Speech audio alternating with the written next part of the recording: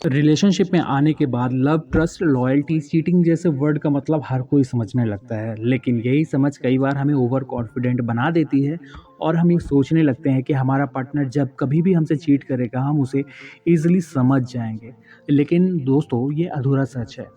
असल में हमें समझ में तब आता है जब हमारे हाथ से सारी बातें निकल जाती हैं। हमारा पार्टनर हमें चीट कर चुका होता है, अब हमारे पास बहुत कुछ नहीं बचता है। लेकिन यदि आप अपना ऑब्जर्वेशन सही रखें, सही तरीके से सारी चीज़ें जानें, तो आप पार्टनर को शुरू से ही समझ के पकड़ सकते हैं कि वो आपके साथ चीटिंग करने की सोच रहा है। हर पार्टनर चीटर नहीं होता है, ये सब कोई जानता है। लोगों के रिलेशनशिप में कई अप्स एंड डाउन्स आते हैं, उसमें भी कई लोग पूरी ईमानदारी से अपना रिलेशनशिप निभाते हैं। लेकिन कुछ ऐसे लोग होते हैं जिनका रिलेशनशिप यदि स्मूथ चल रहा है तो भी उनके अंदर चीटिंग करने की टेंडेंसी होती ही है। तो ऐसे पार्टनर जिनके अंदर चीटिंग करने का बीज पड़ा हुआ है, उनकी एक्टिविटी को देखकर आप इजीली समझ सकते हैं कि वो कभी फ्यूचर में आपके साथ चीटिंग कर सकता है कि नहीं। अब इसके पहले कि मैं इस वीडियो में आगे बढ़ूं और कुछ आपको आगे बताऊं, आपको ये जानना चाहिए कि इस वीडियो में आपको क्या मिलने वाला है। इस वीडियो में मैं आपको वो 5 पैटर्न बताऊंगा जिससे आप ये समझ पाएंगे कि आपके पार्टनर के अंदर भी चीटिंग करने की टेंडेंसी है कि नहीं। और इस वीडियो में 5 टिप्स बताऊंगा जिसका पहला टिप्स इम्पॉर्टेंट है पर उतना भी नहीं। यदि आप इसका दूसरा पॉइंट समझ लेंगे तो पहला पॉइंट ईज़िली समझ लेंगे।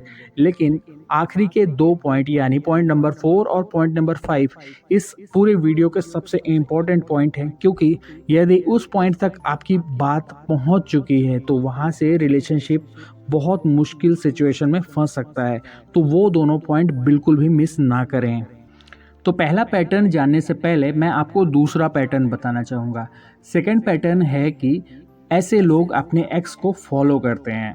अब ये कंप्लीटली नॉर्मल है कि हम लोगों के अंदर ये नेचुरल टेंडेंसी होती है, क्यूरियोसिटी होती है कि जो कभी हमारी लाइफ का हिस्सा हुआ करता था, जो कभी हमारी लाइफ से जुड़ा था, आज उसकी लाइफ कैसी चल रही है ये देखने की इच्छा होती है। पर हर दिन उसे देखना, फेक आईडी बनाकर उसके कांटेक्ट में बने रहना, इवन उसके हर एक पोस्ट में लाइक करना, कमेंट करना, ये बिल्कुल भी नॉर्मल नहीं है। दैट मीन कि वो अभी भी अपने एक्स के साथ इमोशनली जुड़ा हुआ है। दोस्तों, इसी के साथ हमारा पहला पैटर्न भी जुड़ा है कि कई लोग अपने एक्स का कांटेक्ट नंबर गलत नाम से सेव करके रखते हैं।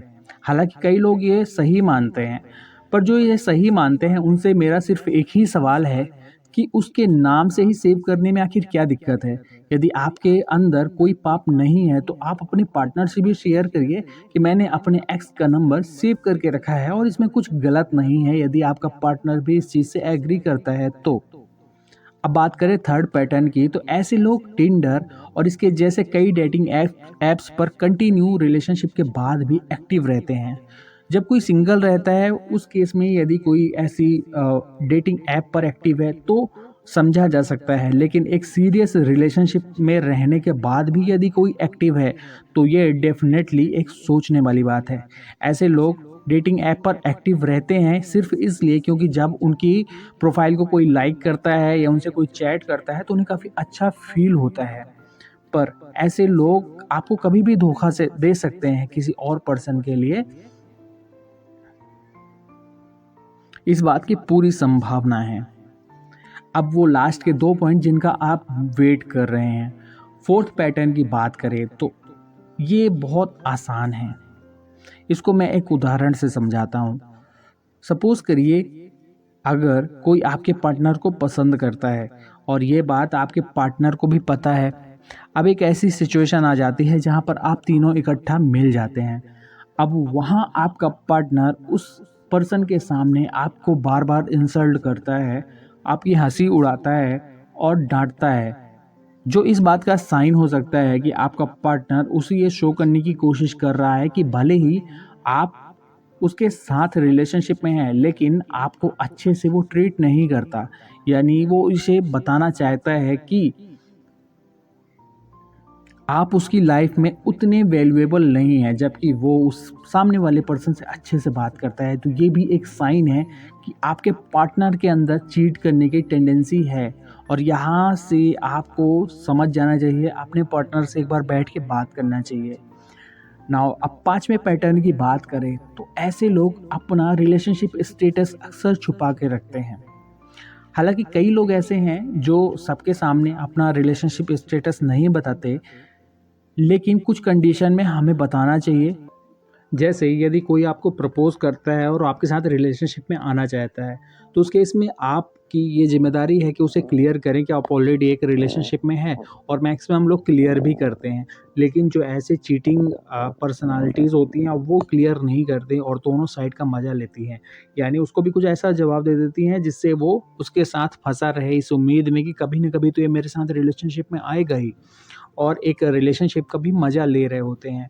तो ऐसे लोग कहें जन्मजात होते हैं, उनमें ये चीट करने की टेंडेंसी होती ही होती है। फिर आप चाहे अपने रिलेशनशिप को मजबूत करने की कितनी भी कोशिश कर लें, वो मौका मिलते ही आपको चीट करने की पूरी कोशिश करेंगे। आई होप कि आपको इस वीडियो से कुछ सीखने को मिला होगा। यदि आपको ये वीडियो पसंद आया है तो ऊपर दिख रहे हैं 2 में से कोई और वीडियो आपको ज़रूर पसंद आएँगे, तो उन्हें भी जाकर आप देख सकते हैं।